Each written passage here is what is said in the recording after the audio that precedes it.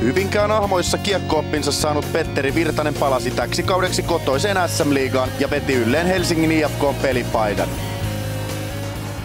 IFKhan on perinteikäs seura ja se oli semmoinen sopiva paketti, mitä ne tarjosi ja sopi tuohon mun tavoitteeseen. Ja siinä on selvästi niin kuin Hirsovitsin ympärillä on semmoinen ykkösnyrkki ja sitten siihen taakse semmoista vahvaa kahden suunnan sentteripeliä, niin se oli niin kuin mitä toivottiin ja alkoi ainakin hyvin lähtenyt liikkeelle.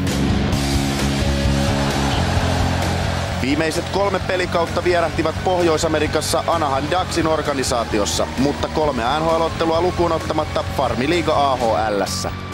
Tietysti siinä olisi toivonut esitysten perusteella vähän enemmän näyttöpaikkaa, mutta siellä oli Anaheimilla semmoinen sanotaan aika kokenut ja vahva nippu, että niillä oli koko ajan tavoitteena Stanley Cup ja tommoseen porukkaan murtautuminen ei ole helppoa. Ura taalakaukaloissa jäi vielä haaveeksi, mutta SM-liigaa aiemmin HPK:ssa pelannut Virtanen toteaa, että hukkaan eivät vuodet menneet.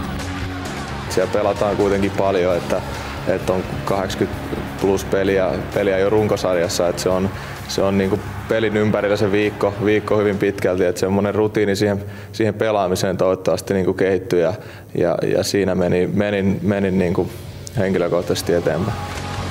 Lupaava kahden suunnan hyökkääjä on aloittanut kauden joukkueen tapaan mukavasti. Ensimmäisten 10 ottelun aikana maaleja miehelle kertyi 5.